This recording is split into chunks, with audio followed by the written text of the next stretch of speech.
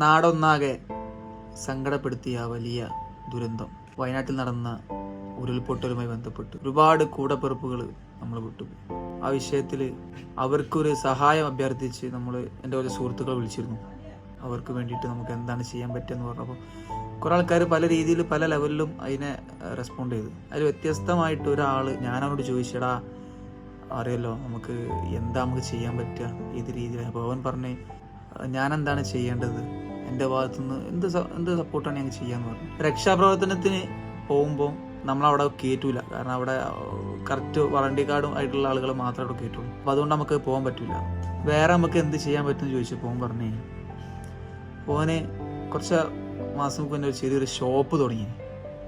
വളരെ പ്രയാസത്തോടു കൂടി ഒരു ഷോപ്പ് തുടങ്ങി. റോഡ് പണിയും കാര്യങ്ങളൊക്കെ ബന്ധപ്പെട്ടിട്ട് ഒരുപാട് കച്ചവടങ്ങളൊക്കെ കുറഞ്ഞ് അതിനെ വളരെ ബുദ്ധിമുട്ടായി പോയിക്കുന്ന സമയത്താണ്. അപ്പോൾ എന്നോട് പറയാണ്, എടാ എൻ്റെ ഷോപ്പിലുള്ള ചെരുപ്പ് നമുക്ക് കൊടുക്കാം.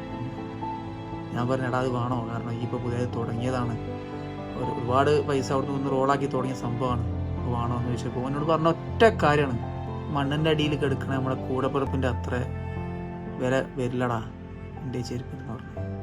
അതുകൊണ്ട് ഞാൻ ചെരുപ്പ് അവർക്ക് കൊടുക്കാൻ വേണ്ടി പോകാറ്.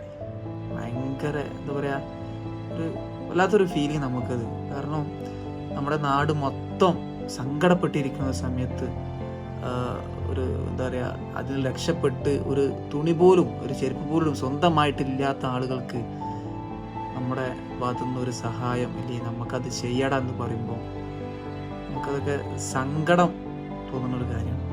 ചേളാരിയിലെ ലെതർമാൾ എന്ന് പറഞ്ഞ ഷോപ്പ്